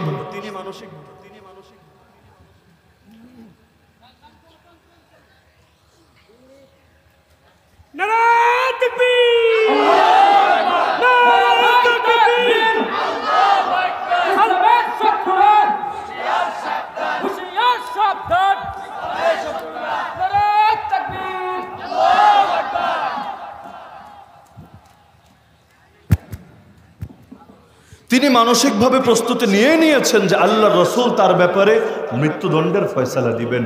কিন্তু আল্লাহ রসুল তাকে অবাক করে দিয়ে বললেন, হে আমার সাহাবী, যেহেতু সে আমাকে গালিগালাজ করার কারণেই সইতে না পেরে তুমি তাকে মেরে ফেলেছ, সুতরাং ইসলাম তোমাকে মৃত্যুদণ্ড দেবে না। এটা এতটাই স্পষ্ট মাসআলা, লা ইয়ানতাতিহু ফিহা আনাজান। আমার রাসূল বলেন এই ব্যাপারে 2টা ছাগলও শিং দিয়ে গুতাগুতি করবে না। মানে মুফতি দ্বিমত করবে তো দূরের কথা, 2 ছাগলও দ্বিমত করবে না। তুমি যাও, আমি তোমাকে খালাস দিয়ে দিলাম। তাহলে আল্লাহ রসুল সাল্লাল্লাহু আলাইহি ওয়াসাল্লামের আদর্শ থেকে আমরা কি শিক্ষা গ্রহণ করলাম? যে তিনি এসেই তিনি সব কিছুকে বিদায় করলেন। মূর্তিও না, ভাস্কর্যও না, ছবিও না, কোনোটাকেই তিনি অ্যালাউ করলেন না। কেন? কারণ হক আর বাতিল একসঙ্গে মিলেমিশে চলতে পারে না। হক আসার মানেই বাতিল দূর হওয়া, বাতিল আসার মানেই হক দূর হওয়া। আমি আপনাকে 1 গ্লাস দুধ খেতে দিলাম, তবে দুধের মধ্যে 2 ফোঁটা গরুর চুনা মিশিয়ে দিলাম, যেটাকে অনেকে বরকতের নিয়তে খায় আর একেও খুব ফিলিংস নিয়ে গ্লাসের মধ্যে নিয়ে হলুদ শরবত খায়, আর এটাকেও ধর্মীয় ফ্লেভার দিতে চায়। তো এখন উত্তম এবং পবিত্র দুধের সঙ্গে 1-2 ফোঁটা চুনা মিশিয়ে দেওয়া হয়, আপনি খাবেন জীবনে? কেন? কারণ আপনিও জানেন যে ভালো আর মন্দ যখন মিশ্রিত হয়ে গিয়েছে, হুকুম কিন্তু ভালোর উপর যাবে না, হুকুম কিন্তু মন্দটার উপরেই যাবে। বাংলাদেশে যাদেরকে মৃত্যুদণ্ড দেওয়া হয়, কেন? হয়তো সে খুন করেছে, ধর্ষণ করেছে, অথবা বড় কোনো অপরাধ করেছে। আচ্ছা, ওদের জীবন খুঁজলে, এই অপরাধীদের জীবন খুঁজলে ভালো অনেক গুণকে পাওয়া যাবে না? আমরা যেহেতু 1 বছর জেলখানায় কাটিয়ে এসেছি 2021 থেকে 2022, সে গণগ্রেফতারের সময়টাতে, সেখানে তো সব ক্যাটাগরির লোক চোখের সামনে দেখেছি। খুনি বলেন, ধর্ষণ দর্শক বলেন, বড় বড় ডন বলেন, সবই দেখে এসেছি। তো এটাই তো বাস্তব কথা যে এদের অনেকের ব্যাপারে শুনলে বিশ্বাসও হতো না যে এই মানুষটাই বাইরে খুন করেছে, এই মানুষটাই বাইরে ধর্ষণ করেছে, কারণ তার মধ্যে এত এত ভালো গুণ আছে যে এটার সঙ্গে ওই খারাপ জিনিসটা কল্পনায় আসতে চায় না, বিশ্বাসও হতে চায় না। তো একজন মানুষের মধ্যে যদি 100টা ভালো গুণ থাকে কিন্তু একটা খুবই খারাপ গুণ, যে সে খুনি, সে ধর্ষক, সে এটা, সে সেটা, তাহলে আপনারা কি ভালো গুণের কথাটা বলেন না খারাপ দোষের কথাটা বলেন? কেন? কারণ ভালো আর মন্দ যখন মিশ্রিত হয় নজর কিন্তু ভালোটার দিকে না খারাপটার দিকে যায়। সাদা পাঞ্জাবি বা সাদা কাপড় যারা পরেন, যদি আপনার কাপড়ের মধ্যে কোনো একটা দাগ লেগে যায়, যে গরু গোশত দিয়ে ভাত খেয়েছেন, হলুদ লেগে গিয়েছে, দেখবেন আপনার দিকে কেউ তাকালেও নজরটা কিন্তু কিভাবে ওই দাগের দিকে আগে চলে যাচ্ছে। তো কি বোঝা গেল? যে যেখানে দোষ থাকে নজর কিন্তু ওটার দিকে আগে পড়ে। চাঁদের দিকে তাকান, দেখবেন ওই কালো কালো দাগ, এটাই আগে দেখা যায়। চারদিকে যে এত সুন্দর, এত সাদার মধ্যে সামান্য কালো, কিন্তু সাদার চাইতে বেশি নজরে কিন্তু কালোটাই আসে, এটাই নিয়ম। তো ভালো আর মন্দ যদি মিশ্রিত হয়ে যায় তখন ভালোটা এটা ঢাকা পড়ে যায়, মন্দটা এটাই মূল বিবেচ্য হয়ে যায়। তাহলে আল্লাহ রসুল সাল্লাল্লাহু আলাইহি ওয়াসাল্লাম তিনি আমাদেরকে শিক্ষাই দিলেন এটা কিভাবে। আমি মক্কার জামানার একটা কথা বলি, ঘটনাটা সবাই জানেন। আল্লাহ নবী যখন মক্কায় দাওয়াত দিচ্ছিলেন, আবু জাহাল এবং তার অন্যান্য সাথীবৃন্দ আল্লাহ রসুলের চাচার কাছে এসে বলল, তোমার ভাতিজাকে থামাও, বিনিময়ে যা চায় তা দেব আমরা। সুন্দরী নারী চাইলে আরবের সবচাইতে সুন্দরী নারী দেব, সম্পদ চাইলে সম্পদের পাহাড় বানিয়ে দেব, ক্ষমতা চাইলে তাও বলুক, তাকে আমাদের পার্লামেন্টের সদস্য বানিয়ে দেব। ওদের পার্লামেন্টের নাম ছিল দারুন নাদওয়া। কি নাম? দারুন নাদওয়া। এই দারুন নাদওয়ার সভার তাকে আমরা সদস্য বানিয়ে নেব। আর যদি জিনে ধরে তাও বলে ফেলো, আমরা সবচাইতে ভালো কবিরাজ ডেকে এনে চিকিৎসা করাবো। নাউযুবিল্লাহ। আল্লাহ রসুলকে চারটা প্রস্তাব দেওয়া হলো। আল্লাহ নবী কোন প্রস্তাব গ্রহণ করেছিলেন? তিনি কি সুন্দরী নারী চেয়েছিলেন? তিনি কি সম্পদের পাহাড় চেয়েছিলেন? আচ্ছা, তিনি কি ক্ষমতা নিয়েছিলেন? কিসের জন্য? বলবেন যে হুজুর, মানুষ ক্ষমতা দিয়ে কি করবে? আল্লাহ নবী তিনি তো সব হুজুরের বড় হুজুর, ক্ষমতা দিতে চাইলেই কি তাকে নিতে হবে? এটা যদি ব্যাখ্যা দেন, এই ব্যাখ্যা টিকবে না। কারণ মদিনায় যাওয়ার পর মদিনার রাষ্ট্রপ্রধান ছিলেন কে? কে জানেন না? ছিলেন কে? মুহাম্মদুর রাসূলুল্লাহ সাল্লাল্লাহু আলাইহি ওয়াসাল্লাম। তো রাসূলের জীবদ্দশায় রাসূল নেতা হবেন না তো নেতা হবেটা কে? এজন্য আল্লাহ রাসূলের জানাজায়ও কোনো ইমাম ছিল না। জানেন তো এটা? আল্লাহ রসুলের জানাজা জামাতে হয় নাই, সিঙ্গেল ভাবে সাহাবীরা পড়ে গিয়েছে। কেন? কারণ আল্লাহ রসুলকে সামনে রেখে ইমাম হবে। ইমাম মানে কর্মী না, ইমাম মানে কর্মচারী না, ইমাম মানে নেতা। তা আল্লাহ রসুলের উপর নেতাগিরি দেখাবে, নেতৃত্ব দেবে, এই বুকের পাঠা কার আছে? এজন্য কারোই সাহস হয় নাই নবীকে সামনে রেখে ইমামতি করবে। বাধ্য হয়ে সিঙ্গেল ইন্ডিভিজুয়াল ভাবে এক একজন এসে নামাজ আদায় করে নিয়েছে, কিন্তু সকলে মিলে ইমামতি করে নাই আল্লাহ রসুলকে সামনে রেখে। তো নবী থাকতে অন্য কেউ নেতাগিরি করবেন, এটা কিভাবে হতে পারে? আমরা না পাপিষ্ঠ, আমরা নবীর আদর্শ ভুলে গিয়েছি যে আল্লাহ নবীর উম্মাত দুনিয়ার বুকে থাকতে মানব রচিত তন্ত্র মন্ত্র বাদ মতবাদ দিয়ে দুনিয়া কিভাবে চলতে পারে? যদি মানব রচিত মতবাদ দিয়ে দুনিয়া চলে, এতে যে আল্লাহর রসুলের আদর্শের অবমাননা হয়, মানহানি হয়, এই কথাটা তো আজকাল মুসলমানই বুঝতে চায় না। এতে কি নবীকে খাটো করা হয় না? আরে আল্লাহ নবী কতটা সতর্ক ছিলেন এ ব্যাপারে। মক্কা বিজয়ের আগের রাতে আবু সুফিয়ান, নাম শুনেছেন আপনারা? আবু জাহাল মারা যাওয়ার পর যুদ্ধেও নেতৃত্ব দিত যে নেতা, তার নাম আবু সুফিয়ান। এই কুরাইশ নেতা তখনও মুশরিক ছিল। আবু সুফিয়ান দেখতে বের হয়েছে, রেকি করতে এসেছে যে আল্লাহ রসুলের সাথে সদস্য কয়জন আছে, অস্ত্র কেমন আছে, কুলাতে পারবে নাকি পারবে না, ইত্যাদি ইত্যাদি। তো এক সাহাবীর কাছে ধরা খেয়ে গেছে। সেই সাহাবী বলেন, চল তোরে নিয়ে এবার নবীর কাছে যাব। বলে, আমারে ছাইরা দে, নবীর কাছে নিস না, আমারে আস্ত রাখবে না, কেটে টুকরা টুকরা করে দেবে। বলে, আরে পাগল, একবার গিয়ে দেখ না, রহমতুল্লিল আলমিনের কাছে যাবি, তোর ভয়ের কি আছে? একবার গিয়ে দেখ, যদি যাওয়ার পরে তুই তোর দিলটা না জোড়ায় আমারে বলিস। তো তারও একটু সাহস বেড়েছে, যেহেতু সাহাবী সাহস দিচ্ছে। আর সে জানতো মুসলমানের দ্বারা অন্য পাপ হওয়া সম্ভব, লেকিন মুসলমান মিথ্যা বলবে এটা অসম্ভব। এটা আমি এই যুগের কথা বলছি না, এই যুগে তো অন্য কিছু পারুক বা না পারুক, মিথ্যায় মোটামুটি আমরা বেশিরভাগ পিএইচডি করা। কিন্তু আল্লাহ রসুলের হাদিসের মধ্যে পর্যন্ত আছে যে মুসলমানকে, রসুলকে জিজ্ঞাসা করো হলো ইয়া রাসূলুল্লাহ, মুসলমানকে জিনা করতে পারে? তিনি বললেন হ্যাঁ, কখনো হতে পারে। আল্লাহ রসুলকে জিজ্ঞাসা করা হলো মুসলমানকে মদ পান করতে পারে? নবী বললেন হ্যাঁ, নফস শয়তানের ধোকায় কখনো করে ফেলতে পারে। জিজ্ঞাসা করা হলো মুসলমান কি মিথ্যা বলতে পারে?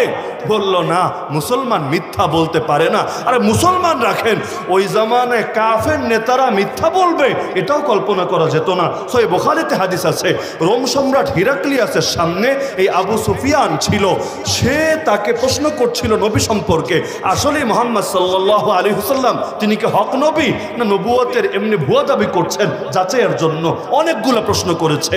আবু সুফিয়ান নিজে বলেছে, একটা প্রশ্নের উত্তরে আমি চেয়েছিলাম একটু ভুল কিছু বলবো, বানিয়ে বলবো, মিথ্যা কথা বলবো, কিন্তু শুধুমাত্র এই কারণে বলি নাই যে আমি তো একা ছিলাম না, আমার কর্মীরাও ছিল সেখানে, এই কর্মীরা জেনে যাবে যে আমি মিথ্যা বলি।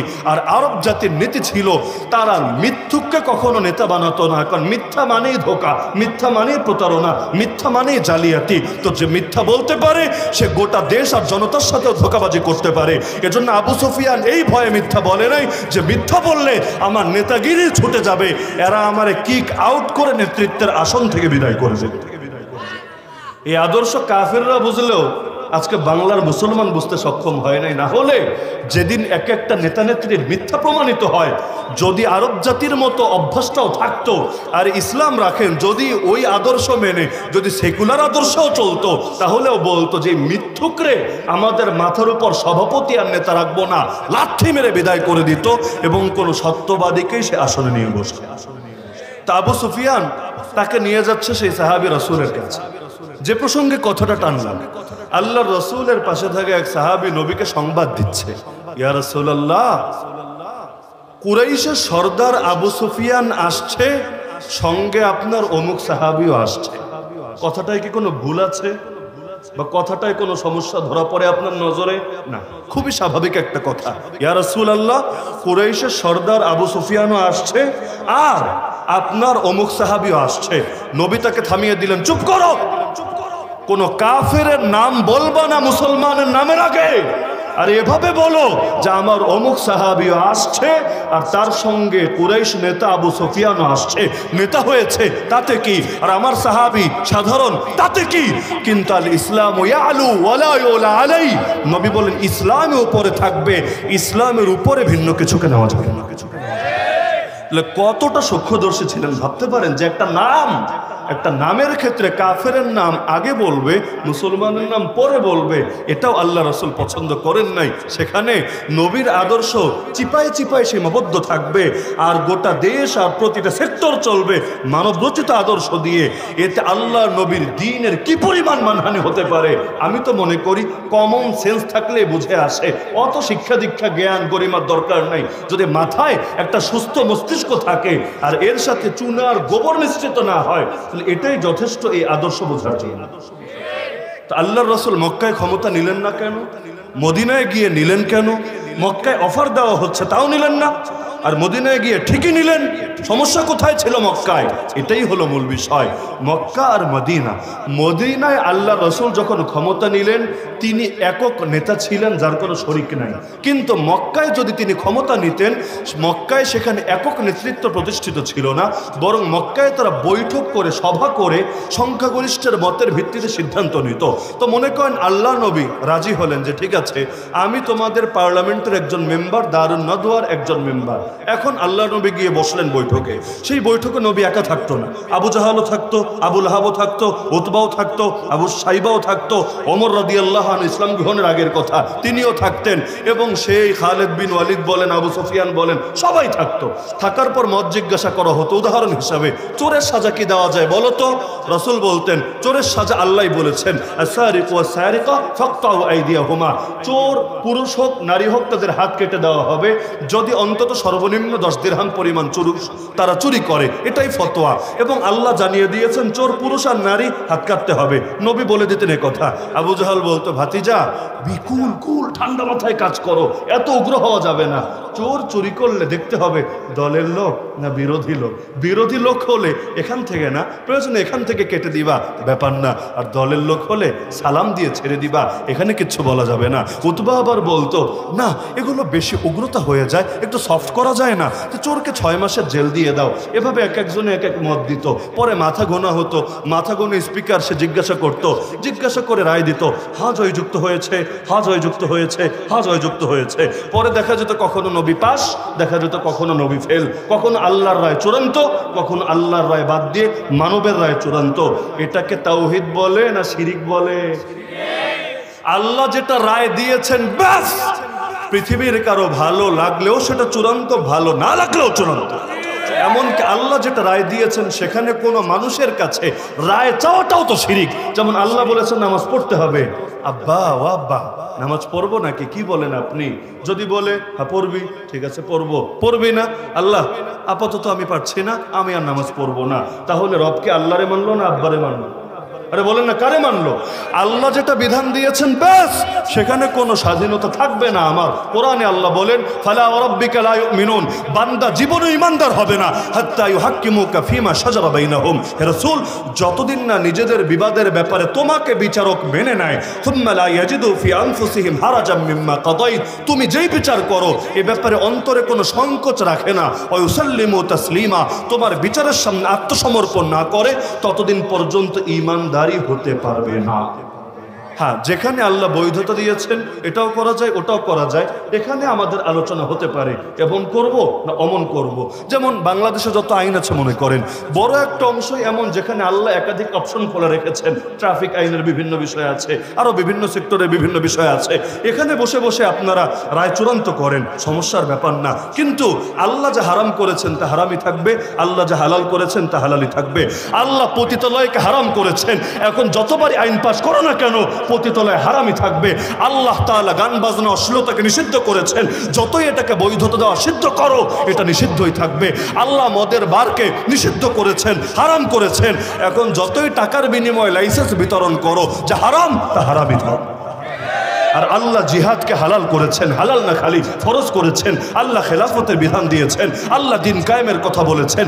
এখন যতই এর উপর জঙ্গিবাদের ট্যাগ লাগাও, মৌলবাদের ট্যাগ লাগাও, যতই তোমাদের গায়ে অ্যালার্জি হোক, আরে চুলকাতে চুলকাতে যদি তোমাদের গায়ে রক্ত চলে আসে, তবুও তোমাদের চুলকানি দেখে দেখে মুসলমান কিছুতে আল্লাহর বিধান ছাড়বে না। জেলে যাওয়া লাগলে জেলে যাবে, ফাঁসির দড়ি চলা লাগলে ফাঁসির দড়ি নিজের গলায় সাদরে বরণ করে নেবে। কিন্তু গালির ভয়, হামলার ভয়, মামলার ভয় আল্লাহর দ্বীনের একটা বিধানও ছাড়তে পারবে না।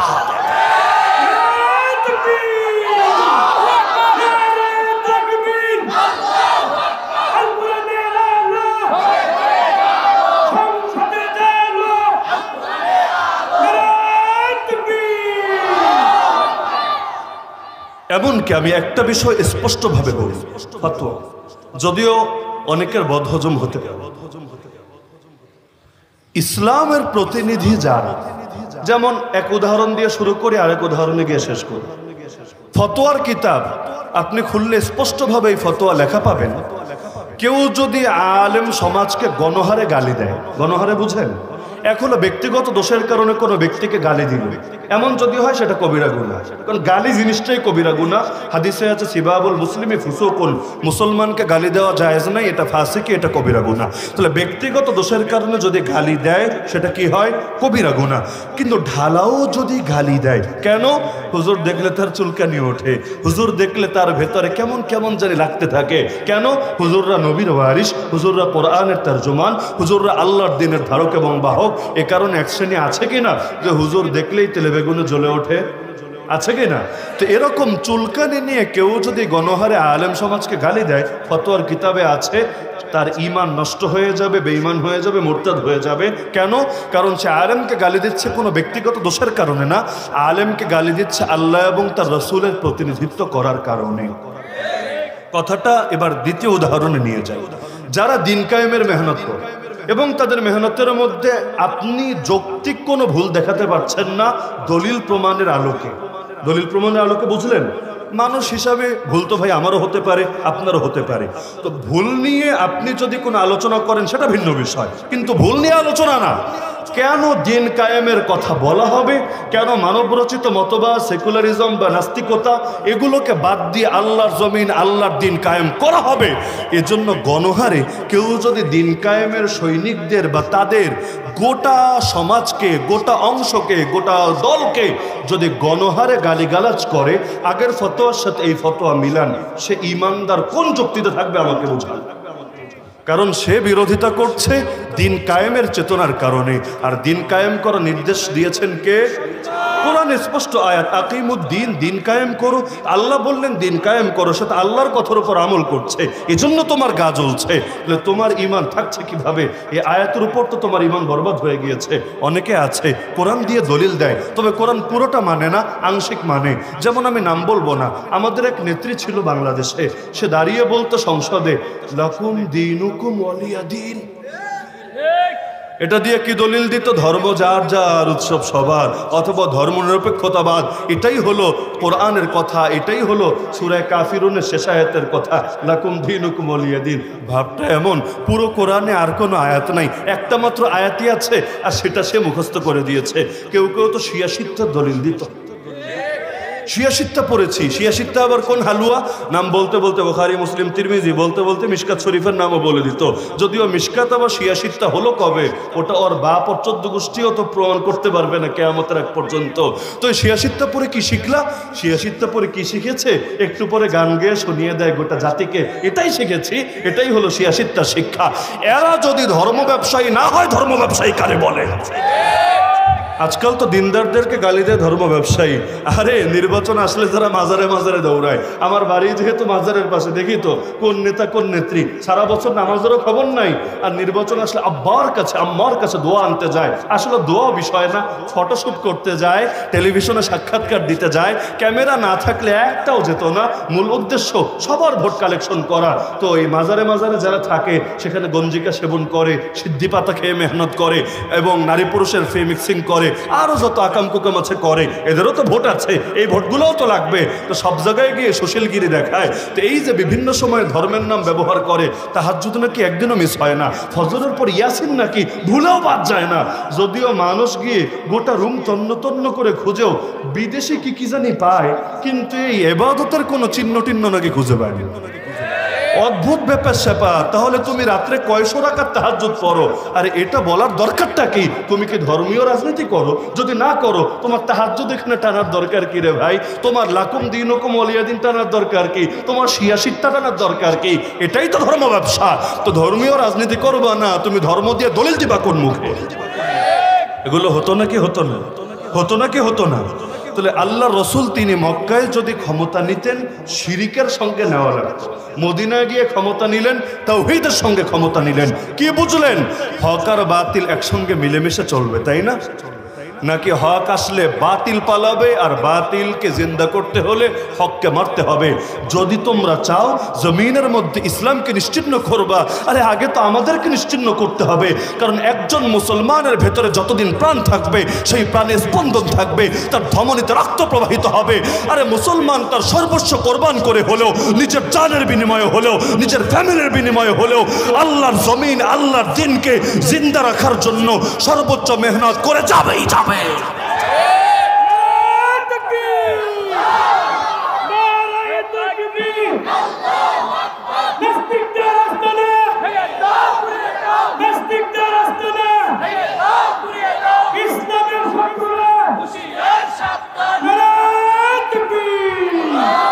এমনকি হক বাতিলের প্রসঙ্গ যেহেতু এসেছেই, আর মাঝখানে উদাহরণ হিসাবে মাজারের কথা টানা হয়ে গেলই, এজন্য শেষ করার আগে এই বার্তাটাও দিয়ে যায়। যেহেতু মাজার নিয়ে এখন গোটা দেশ না গোটা বিদেশে গরম হয়ে গিয়েছে, আন্তর্জাতিক মিডিয়াগুলোর মাথায়ও আসমান ভেঙে পড়েছে যে বাংলাদেশে সব শেষ, সব শেষ, সব শেষ, সব মৌলবাদী জঙ্গিবাদীদের দখলে চলে গিয়েছে, মাজার পর্যন্ত ভেঙে তছনছ করে দেওয়া হচ্ছে। এমন রিপোর্ট আসছে নাকি আসছে না? আসছে নাকি আসছে না? এখন আসার পরে কেউ আবার অতি সুশীল হয়ে যাচ্ছে, কেউ আবার বেশি খেপাটে হয়ে যাচ্ছে। অথচ আমি মনে করি হক হলো এই দুইটার মাঝামাঝি। একটু ক্লিয়ার করে বলি যাতে করে বদহজম না হয়, কারণ খাবার না খেলে সমস্যা নাই, সর্বোচ্চ একটু গ্যাস্ট্রিকের ব্যথা করবে, তো খেয়ে যদি হজমে ঝামেলা হয় বদনা নিয়ে বারবার বারবার বারবার দৌড়াতে দৌড়াতে পরে অনেক সাধনা যাবে। এজন্য একটু বুঝিয়ে না বললে অনেকের ঝামেলা, বুঝাতে চাই একটা, লাস্টে গিয়ে বুঝে আরেকটা, পরে ওইটার দায় আবার ছাপাতে চায় আমাদের কাছে। ইতিমধ্যে রাষ্ট্রের কর্ণধারদের মধ্যে কেউ কেউ তো খেপে গিয়েছে আমাদের উপরে, আরে কি বলতে চায়, আমাদের বিরোধিতা করতে চায়। আসলে বিরোধিতা বিষয় না, আমরা হকের ব্যাপারে কারো সঙ্গে আপোষ করতে রাজি না। তুমি হকের পক্ষে থাকো, আমরা তোমার পক্ষে আছি, আর তুমি হকের বিপক্ষে যাবা, তুমি আমার বাপ হলেও তোমার ছাড় দিতে আমি রাজি না। তাহলে মাজারের ব্যাপারে একটা মূল নীতি মাথায় গেঁথে রাখেন খুব ভালো করে। যেখানে আল্লাহর ওলিরা শুয়ে আছে, অর্থাৎ তাদের কবর, সহজ ভাষায় এটাকে মাজার বলা হয় কেন? মাজার শব্দের অর্থ হলো যেটা বেশি বেশি জিয়ারত করা হয়, জিয়ারতের জায়গা। যেমন মসজিদ মানে কি? সেজদার জায়গা। মাদ্রাসা মানে কি? ক্লাসের জায়গা, দার্সের জায়গা। তাহলে যেখানে বেশি বেশি দার্স হয়, নিয়মিত দার্স হয়, সেটাকে মাদ্রাসা বলে। যেখানে নিয়মিত সেজদা হয়, ইবাদত হয়, সেটাকে মসজিদ বলে। তো একইভাবে যেটা নিয়মিত জিয়ারত হয় সেটাকে কি বলে? মাজার বলে। তাহলে ওলিদের মাজার বলতে আমরা বুঝাই যেখানে আল্লাহর কোন ওলি শুয়ে আছেন। শাহজালাল রহমাতুল্লাহ আলাইহি শুয়ে আছেন, শাহপরান রহমাতুল্লাহ আলাইহি শুয়ে আছেন, খাজা মঈনুদ্দিন চিশতি আজমিরি শুয়ে আছেন, সুলতানুল আউলিয়া খাজা নিজামুদ্দিন শুয়ে আছেন। এটাই তো, নাকি আপনারা ভিন্ন কিছু বুঝেন? এবার আসেন, বাংলাদেশে মাজার বলতে যা প্রসিদ্ধ তা সব এমন না যে সেখানে কোন আল্লাহর ওলি শুয়ে আছেন, বরং এর বাইরে আমার দেখা, আমি ছোট মানুষ, আমার দেখাও বড় ক্ষুদ্র, জানাও বড় ক্ষুদ্র, আপনাদের জানা আরো বেশি পরিধি বিস্তৃত হতে পারে। আমি ওলিদের কবর ছাড়াও দুই রকম মাজার চিনি বাংলাদেশে। আপনারা চেনেন কি চেনেন না আমারে বললেন। আমি আরো দুই রকম মাজার চিনি। একরকম মাজার হলো ওখানে কেউ শুয়ে নাই, ওখানে কিছুই নাই, এটা পুরাই হাওয়ার উপরে বিনা পুঁজির ব্যবসার জন্য বানিয়ে নেওয়া হয়েছে। যেমন একটা উদাহরণ দিলে খুব ভালো ক্লিয়ার হবে। আমাদের সিলেটকে লোকে বলে 360 আউলিয়ার পুণ্যভূমি। সিলেটে যে কোনো এরিয়া দিয়ে ঢুকতে চান, লেখা থাকবে 2টি পাতা ও 1টি কুড়ির দেশে স্বাগতম, অথবা 360 আউলিয়ার পুণ্যভূমিতে স্বাগতম। যেমন চিটাগাং যদি ঢুকতে চান, গতকাল চিটাগাংয়ে ওই এয়ারপোর্টে নেমে আমি খেয়াল করেছি লেখা আছে 12 আউলিয়ার পুণ্যভূমিতে স্বাগতম। তো চিটাগাংয়ে লেখা থাকে 12 আউলিয়া, সিলেটে লেখা থাকে 360 আউলিয়া।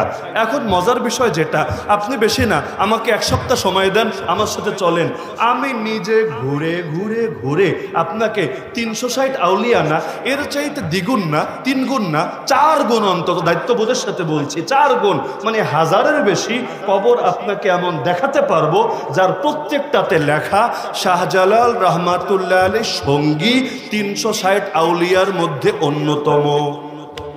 তো 360 মানে কি? 360 মানে তো 360, 360 মানে তো 560 না, 360 মানে তো 1560 না, 360 তো 360। তাহলে 360টা কবর সর্বোচ্চ এমন থাকবে যেখানে লেখা শাহজালাল রহমাতুল্লাহের সঙ্গী। তো বাকিগুলো আসলো কোত্থেকে? এগুলো কি ফটোকপি বের হয়েছে, না ক্লোন কপি হয়েছে, নাকি পরে আন্ডা বাচ্চা পয়দা হয়েছে? এগুলো আসলো কোত্থেকে রে ভাই? তার মানে ডাল মে কুছ কালা হ্যায়। তাহলে বাকি যেগুলো আছে এগুলোর তো কোনো না কোনো একটা ব্যাপার স্যাপার তো আছে। তাহলে 360-এর জায়গায় এতগুলো বেরো গেল কিভাবে? তাও এমন চিপায় চাপায়, জঙ্গলে মঙ্গলে, সেই পাহাড়ের চূড়ায়, সেখানে সেখানে, মানে মাথায় ধরতে চায় না। এমনকি সেখানে কোনো ইবাদত গুজরও পাওয়া যায় না, কিছু নেশা টেশা করে এমন লোকটা খুঁজে পাওয়া যায়। তাহলে এই বাকিগুলো আসলো কোত্থেকে? আবার এমন উদ্ভট উদ্ভট কিছু নাম আছে বাংলাদেশে, মানে যেগুলো মুখে আনতেও লজ্জা করে, না দেখালে পাবলিক বিশ্বাসও করতে চাইবে না, এমন এমন নিকৃষ্ট নিকৃষ্ট নাম। এরকম নাম আমরা মাঝে মধ্যেই দেখি, নতুন নতুন এলাকায় গেলে রাস্তায় দেখি। দুদিন আগে আমি একটা নাম দেখেছি, ফকিন্নিশা মাজার। আমি নিজের দেখা বলছি, ফকিন্নিশা। যদি ফকির শাহ বলতো তাও একটু ভাল লাগতো, কারণ ফকির তো বেড়া, কিন্তু ফকিন্নিশা মাজার এটা আবার কেমন হলো? রাজবাড়ি আমার মাদ্রাসায় যদি আপনারা যান, যে মেইন রোড দিয়েও যদি যান, বা রাজবাড়ি না গেলে কুষ্টিয়াও যদি ওই রোড দিয়ে যান, দেখবেন যাওয়ার পথে হাতের বামে একটা মাজার পড়বে, নাম হলো জামাই পাগলা মাজার শরীফ। সুন্দর নাম, দেখেছেন না আপনারা? ওদিকের লাইনে কেউ থাকলে দেখবেন, অথবা ওদিকের কোনো বক্তা যদি এলাকায় আসে জিজ্ঞাসা করেন জামাই পাগলা মাজার শরীফ এই নামে কিছু আছে কিনা। তা আমি প্রথমে চিন্তা করতাম জামাই পাগলা মানে একটা মহিলা, জামাইরা হয়তো খুব মহব্বত টহব্বত করতো আর কি। তা আমি ভাবতাম পাগলা না দিয়া পাগলি নাম দিলে না ঠিক হতো, জামাই পাগলি মাজার শরীফ। পরে ভাবলাম না, জামাই তো আবার শ্বশুরও বলে, মানে মূল অর্থ কিন্তু জামাইয়ের ওইটাই যে শ্বশুর তার মেয়েকে যার সাথে বিয়ে দিয়েছে। ভাবলাম শ্বশুর মনে হয় জামাইয়ের এত এশকার মহব্বত করতো আর কি, Laila Majnu fail, Siri ফরহাদও fail, যে এখন জামাই পাগলা তার নামই হয়ে গিয়েছে। হাকিকত যে কি আল্লাহ ভালো জানে, কিন্তু বাস্তবতা এই নামগুলো মুখে আনতে লজ্জা লাগে। কি লজ্জা লাগে না? আরো কত কত নিকৃষ্ট নিকৃষ্ট নাম, সুবহানাল্লাহ বলবেন না, নাউজুবিল্লাহ, নিজ দায়িত্বে বইলা নিয়ে। তো এই যে দেশের মধ্যে আছে এর অনেকগুলো এমন, এখানে কেউ শুয়ে নাই, হুদাই ওই লাল সালু গল্পের মতো হুদাই এমনি একটা বানিয়ে নিয়েছে জাস্ট বিনা পুঁজির ব্যবসার জন্যে। এটাকে ওলির মাজার বলে চালানো হচ্ছে কোন যুক্তিতে? দ্বিতীয় কথা, এমন কিছু নিকৃষ্ট ব্যক্তি ছিল বাংলাদেশে, সময় ভালো না তাই নাম আনছি না, না হলে একদিন নামও মুখে আনবো ইনশাআল্লাহ, যারা প্রকাশ্যে কখনো আল্লাহ নবীর শানে, কখনো উম্মুল মুমিনদের শানে, কখনো ফাতেমা রাদিয়াল্লাহু আনহার শানে এমন নিকৃষ্ট জঘন্য গোস্তাখিমূলক কথা বলতো, যেই কথাগুলো কোনো মুমিন কেন অনেক নাস্তিক পর্যন্ত বলবে না। এমনকি ডিজিটাল যুগ এটা, এগুলো সবগুলোর ফুটেজ পাবেন, মানে এগুলো আমার কথা শুনে বিশ্বাস করা লাগবে না, আপনারাই ঘাটাঘাটি করেন যে আম্মা জান আয়েশা নিয়ে কটূক্তি কে করেছে, খাদিজা রাদিয়াল্লাহু আনহা নিয়ে কটূক্তি কে করেছে, ফাতেমা রাদিয়াল্লাহু আনহা নিয়ে কটূক্তি কে করেছে। তো যারা তাদেরকে নিয়ে কটূক্তি করে ওদেরকে ইমানদার বলে না বেঈমান বলে? আরে ওরা দাড়ি রাখলেও বেঈমান, ওরা নামাজ পড়লেও বেঈমান, ওরা জুব্বা পড়লেও বেঈমান, ওরা পাগড়ি পড়লেও বেঈমান। কারণ কাদিয়ানের মাথাও পাগড়ি ছিল, কাদিয়ানের মুখেও দাড়ি ছিল, কাদিয়ানের গায়েও লম্বা জামা ছিল, কাদিয়ানিকেও দেখলে বড় হুজুর না বড় পীর মনে হতো। তাতে কি আপনারা কেন? গোটা দুনিয়ার সর্বস্তরের মুসলমান একমত, এমনকি সুন্নি রাখেন শিয়ারা পর্যন্ত এ ব্যাপারে একমত যে কাদিয়ানি মুসলমান না, কাদিয়ানি কাফের। এমন কাফের যে তাদেরকে জেনে বুঝে কাফের মনে করবে না, তারাও কাফের। কেন? কারণ পাঞ্জাবি পায়জামা দিয়েই যদি কারো ইমানদারি নির্বাচিত হয়, আবু জাহালকেও ইমানদার বলতে হবে। কারণ মক্কার অনেক কুরাইশের মুখে দাড়ি ছিল, এটা তাদের জাতিগত সিস্টেম। ওদের গায়ে জামা, এখনো দেখেন না, জামা গায়ে দিয়া নাচে, জামা গায়ে দিয়া ডান্স করে, মদ খায়। কেন? এটা জাতীয় পোশাক আর কি। এটা এজন্য না যে হুজুর মানুষ জামা গায়ে দিয়েছে। আপনারা যে কারণে শার্ট প্যান্ট পরেন, ওরা এই কারণে লম্বা লম্বা জুব্বা পরে, এটা তাদের দেশের পোশাক। তো জামা দেখে দেখে যদি এভাবে ফতোয়া দেওয়া হয়, তাহলে অনেক মুশরিক, অনেক মুনাফিকরাও মুমিন বলা ফরজ হয়ে যাবে। তাহলে এইরকম গোস্তাখে রাসূল যেই জায়গাগুলোতে শুয়ে আছে, সেটাকে মাজার বললে মাজার শব্দের অপমান হবে। আর যদি বলে ওলিদের মাজার, তাহলে তো না চিনেছে ওলি, না চিনেছে মাজার। কারণ যে আলুরে পটল বলে, আলুকে পটল বলে, এর দ্বারা একটা জিনিস প্রমাণিত হয় না, দুইটা জিনিস প্রমাণিত হয়। কি কি জানেন? এক নম্বর, ও আলু চেনে না, দুই নম্বর, ও পটল চেনে না। বলবেন দুইটা কেমনে? কারণ কোন একটা যদি চিনতো এই ভুলটা সে করতো না, আসলেও দুইটার কোনোটাই চেনে না। তো যে এরকম গোস্তাখে রাসূলরা যেখানে শুয়ে আছে, ওটাকে বলে ওলিদের মাজার। ও না চেনে ওলি, না চেনে মাজার, না চেনে ইসলাম, না চেনে দিন, আসলে কিছুই চেনে না, না ঘরকা না ঘটকা। তাহলে কয় রকম মাজারের সংজ্ঞা দিলাম আমি? 3 রকম। এক হলো আসলে কোনো ওলি শুয়ে আছেন, ওলির কবর। 2, কেউ শুয়ে নাই, কিচ্ছু পাওয়া যাবে না। ইতিহাস দিয়ে এবং সেই এলাকার আদিবাসীদেরকে দিয়েও কোনো তথ্য প্রমাণ করতে পারবেন না। শুনবেন 50 বছর আগে একজন স্বপ্ন দেখে এমনি একটা বানিয়ে নিয়েছে, অথবা একটা বদনা ভেতরে রেখে কবরের আকৃতি দিয়ে বদনাশা নাম দিয়েছে, অথবা একটা মগ রেখে দিয়ে মগ নাম দিয়েছে, অথবা এখানে একটা শিকল টিকল রেখে দিয়ে তালা বাবা, শিকল বাবা ইত্যাদি একটা নাম লাগিয়ে দিয়েছে। আসলে কিছু নাই। আর কিছু হলো এমন যেখানে বেয়াদব শুয়ে আছে, গোস্তাখে রাসূল শুয়ে আছে, বেঈমান শুয়ে আছে, এগুলোকে ওলি বা মাজার বলার কোনো অপশনই নেই। তাহলে এই শ্রেণী পেলাম কয়টা? শ্রেণী পেলাম কয়টা? 3টা। এর মধ্যে বাকি 2 নম্বর আর 3 নম্বরে যা বললাম, মানে ভণ্ডামের যে 2টা, এগুলোর ব্যাপারে রাষ্ট্রের করণীয়, সরকারের করণীয়, এগুলোকে ভেঙে গড়িয়ে দাও। জনগণের করণীয় বলি নাই। কার করণীয় বললাম? কার করণীয় বললাম? কারণ রাষ্ট্র কখনো ধোঁকাবাজের সঙ্গী হতে পারে না, রাষ্ট্র কখনো অন্যায়কে শেল্টার প্রশ্রয় দিতে পারে না। এটা অনৈতিকতা, এটা অযৌক্তিক। সুতরাং যারাই ক্ষমতায় আসবে, আমি মনে করি এটা তাদের নৈতিক দায়িত্ব। একে তো জাতিকে সচেতন করা, 2 নম্বর এগুলোকে ভেঙে গুড়িয়ে দেওয়া। কারণ প্রত্যেকটাকে কেন্দ্র করে প্রচুর পরিমাণ অনৈতিক কাজ চলে। দেহ ব্যবসা থেকে শুরু করে, মাদকদ্রব্য সেবন থেকে শুরু করে, এমন এমন নিকৃষ্ট কাজ চলে যেটা অনেক সময় পতিতালয়কে হার মানায়। তাহলে এগুলো বন্ধ করা তাদের কাজ নাকি কাজ না? আরে কাজ নাকি কাজ না? আর রাষ্ট্র যদি এই কাজগুলো করে জনগণের কিচ্ছু আর করা লাগবে না, জনগণ তাদের পক্ষে থাকবে। কারণ যে ভালো কাজ করে মানুষ তারে মাথায় তুলে রাখবে, এটাই যুক্তির কথা। ভালো কাজ করলে মানুষ দৌড়ানো দিয়ে ভাগাবে না এবং তাড়াতাড়ি করে পালাতে গিয়ে নিজের বিদেশি আসবাবপত্র ফেলে যেতে হবে না, এটাই স্বাভাবিক কথা। আর প্রথম শ্রেণীর যেটা আছে, মানে আল্লাহর ওলিরা শুয়ে আছেন এরকম জায়গা যেটা আছে, সেগুলোর ব্যাপারে করণীয় হলো সংস্কার করা। কি করা? সংস্কার ভিন্ন জিনিস, ভাঙাচোরা ভিন্ন জিনিস। পার্থক্য বুঝেন না? পার্থক্য বোঝেন কিনা? আল্লাহ নবী বাইতুল্লাহ সংস্কার করলেন কিভাবে? 360টা মূর্তি ঢুকেছিল, নবী সেটাকে পবিত্র করলেন, এগুলোকে বিদায় করলেন। তাহলে আল্লাহর ওলিরা যেখানে শুয়ে আছে সেখানে যেই যেই অনৈতিকতা চলছে তারাই অনৈতিকতাগুলোকে বন্ধ করবে। যেমন আমাদের সিলেটে শাহপরান মাজার, এটা হলো সবচেয়ে প্রকৃষ্ট নমুনা। আলহামদুলিল্লাহ। বলবেন কিভাবে? এখানে দীর্ঘকাল পর্যন্ত অনৈতিক কাজগুলো চলত। এই মাত্র কয়েকদিন আগে এলাকাবাসী এবং আলেম ওলামা সচেতন মানুষরা মিলে তার উদ্যোগ নিয়েছে, আমরা এগুলো বন্ধ করব। মাজারের কর্তৃপক্ষের সাথে আলোচনা করেছে, তারাও একমত হয়েছে। আর দেখছে যে পাবলিক সেন্টিমেন্ট আপাতত ওদিকে আছে, এর বাইরে গেলে ঝামেলা টামেলা হতে পারে, তো দরকার কি, তারা বন্ধ করার সিদ্ধান্ত নিয়েছে। আর ওলিদের কবরের সামনে গান বাজনা হলে এর চাইতে বড় বেয়াদবি, এর চাইতে বড় গুস্তাখি কি হতে পারে?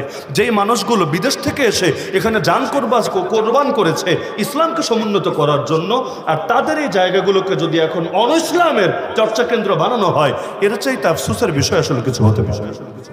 তারা উদ্যোগ নিয়েছে, ঘোষণা দিয়েছে এবছর থেকে সেখানে এই জাতীয় কোনো অনৈতিক কাজ, মাদক সেবন হোক, নেশা হোক, নারী পুরুষের অবাধ ফ্রি মিক্সিং মেলামেশা হোক, কোনোটাই চলবে না, বন্ধ হয়ে গিয়েছে।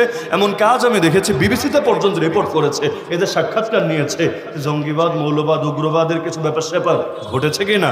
বললো না, এগুলো কিছুই না, আমরা স্বতঃস্ফূর্তভাবেই অনৈতিকতা রুখে দিয়েছি। আমি মনে করি এটা গোটা দেশের জন্য একটা উত্তম নমুনা। কারণ শান্তিপূর্ণভাবে আমরা প্রত্যেকে যদি অন্যায়ের বিরুদ্ধে আওয়াজ তুলি, কারণ এগুলো যে অন্যায় এটা বুঝতে বড় জ্ঞানী গুণী হওয়া লাগে না, সবাই বোঝে, সবাই নিজ নিজ জায়গায় আওয়াজ তুলি। আর রাষ্ট্রযন্ত্র আমাদের বিরোধিতা না করে, সহযোগিতা না করলে না করুক, বিরোধিতা না করে, পথে কাটা না বিছায়, ইনশাআল্লাহ এই মাজারগুলো পবিত্র হবেই হবে। তবে একটা কাজ বাকি থাকবে, যেটা যেদিন ইসলাম কায়েম হবে সেদিন হবে, তার আগ পর্যন্ত আমি বলবো না কেউ করেন, অথবা আমরা এটা প্রচারও করব না যে কেউ করেন, অথবা কেউ করলে সমর্থনও দেব না। সেটা কি? আল্লাহ রসুল স্পষ্ট হাদিস আছে, কবরের উপরে কোনো ইমারত নির্মাণ করা যাবে না। কবর কবরই, মাটির কবর, তাতে যত বড় ব্যক্তিত্ব হোক, কবর থাকবে সাদামাঠা এবং কিয়ামতের দিন আল্লাহ তাকে চমকে দেবেন। এটাই হলো ইসলামের কথা। দুনিয়ার ফুডানি কোনো ফুডানি না। তো কবরের উপরে যেখানে বিশাল বিশাল অট্টালিকা ইমারত নির্মাণ করে রাখা হয়েছে, আবার মানুষ সেখানে গিয়ে সেজদা দিচ্ছে। মসজিদে এসে আল্লাহরে সেজদা দেয় না, সেখানে গিয়ে আব্বারে সেজদা দিচ্ছে। আর কি কি দোয়া, আব্বা বাচ্চা দাও, বাচ্চা দাও, বিয়ে করেছি 12 বছর বাচ্চা হয় না। কেমনে বাচ্চা দিবে? ডাটা কেবল দিয়ে না ওয়াইফাই দিয়ে, হটস্পট দিয়ে না ব্লুটুথ দিয়ে?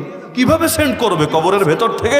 নাকি কবরের ভেতরে অনেক ডায়াপার পরা বাচ্চা আছে, চাইলে এক কোনা দিয়ে ফুটা করে ঠাস ঠাস করে ছুঁড়ে মারবে? তো কবর তো বাচ্চা ডেলিভারির জায়গা না। আব্বা আব্বা বাচ্চা দাও। আরে জিন্দা হলে তাও নয়তো একটা ব্যাপার স্যাপার ছিল, মুর্দা মানুষের কাছে এমন কথা লোকে কিভাবে বলে? বলা দরকার ছিল কাকে? আরে বলা দরকার ছিল কাকে? তো এই জিনিসগুলো বন্ধ করতে হবে। তবে এগুলো যেদিন ইসলাম কায়েম হবে, আমরা আশাবাদী এই ইমারতগুলোকেও নষ্ট করে দিয়ে স্বাভাবিক কবর হিসেবে রাখা হবে। আর কবর নষ্ট করার কথা বলা হচ্ছে না, তো কবর কবরের মতো থাকবে। কবর বিল্ডিংয়ের মতো, অট্টালিকার মতো, প্রেসিডেন্ট প্যালেসের মতো কেন থাকবে? তবে এই কাজটা আপাতত না, ইনশাআল্লাহ যেদিন এদেশের আকাশে কালেমার পতাকা দুলবে সেদিন ইনশাআল্লাহ এই শুভ কাজটাও সম্পূর্ণ হবে। তাহলে মাজারের ব্যাপারে বার্তা ক্লিয়ার কিনা? বার্তা ক্লিয়ার কিনা? তা আমরা এর চাইতে বেশি বাড়াবাড়ি চাচ্ছি না যে এটাকে কেন্দ্র করে সেই সংখ্যালঘুদের কেচ্ছারে একসাথে মিলিয়ে তারপর অন্য কেউ এটাকে চান্সে কাজে লাগাক, আমরা এটা চাচ্ছি না। তবে আমরা এটা বলবো যে জনগণ যাতে নিজেরাই অন্যায় কিছু না করে ফেলে বা আইন নিজের হাতে তুলে না ফেলে, মব জাস্টিস যাতে না হয়, এজন্য যারা ক্ষমতায় আছেন আপনারাই উদ্যোগ নেন, আপনারাই তদন্ত করেন কোনটা ওলির মাজার আর কোনটা হাওয়া। হাওয়া কিচ্ছু না, পুরাই 2 নম্বরই ব্যবসা। আর কোনটা হলো গুস্তাখে রাসূলের জায়গা, এগুলো ক্লিয়ার করেন। তারা ভাবতে পারে এগুলোতে হাত দিলে বিতর্ক হবে কিনা, আমি আল্লাহর কসম করে বলবো এগুলোতে হাত দিলে বিতর্ক হওয়া তো দূরের কথা, এগুলোতে হাত দিলে গোটা জাতি তাদেরকে সারা জীবন শ্রদ্ধার সাথে স্মরণ রাখবেন ইনশাআল্লাহ। হ্যাঁ, গুটি কয়েক গঞ্জিকা সেবনকারী, গুটি কয়েক অনৈতিক কার্যক্রমে লিপ্ত ব্যক্তিরা সমালোচনা করতে পারে, কিন্তু এদের সমালোচনা তাদের কোনোই ক্ষতি করতে পারবে না। এই দেশের আপামর জনসাধারণ তাদের সাথে থাকবে। আল্লাহ নবীর আদর্শ থেকে শিক্ষাটা পেলাম, হক আর বাতিল একসাথে মিলেমিশে চলতে পারে না। হক আসলে বাতিল দূর করতে হবে, আর বাতিল আসলে হক দূর করতে হবে, দূর অটো হয়ে যাবে। লা ইলাহা ইল্লাল্লাহ, লা ইলাহা মানে বাতিলের সঙ্গে সম্পর্ক ছিন্ন করলাম, ইল্লাল্লাহ হকের সঙ্গে আল্লাহর সঙ্গে সম্পর্ক জুড়ে দিলাম। এটাই কালেমার কথা, এটাই এই তাফসীরের শিক্ষা। তো রব্বুল আলামিন আমাদের সবাইকে এই আয়াতের যথার্থ অর্থ অনুধাবন করার তৌফিক দান করুন। আজকের এই তাফসীর মাহফিলকে কবুল করুন। যাদের উদ্যোগে আজকের এই মাহফিল সম্পন্ন হয়েছে সবাইকে জাযায়ে খায়ের দান করুন। সবাই দুরূদ শরীফ পাঠ করুন।